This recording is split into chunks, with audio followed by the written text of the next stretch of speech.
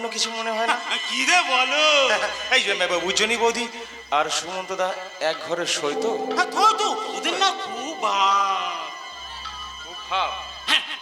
এক ঘরে সই? বাবা তোলো একটা গোপন কথা বলি। কি কালর বলবেন না। না না না না না, কি কথা বল? একদম একদম। বাবা থামনে না। হ্যাঁ। উদ্যোনী বৌদি হ্যাঁ। সুমন্ত দাকে তুমি বলে, আচ্ছা আর তুমি বলে আলালে, হ্যাঁ। বলে আপনি। পেয়েছি।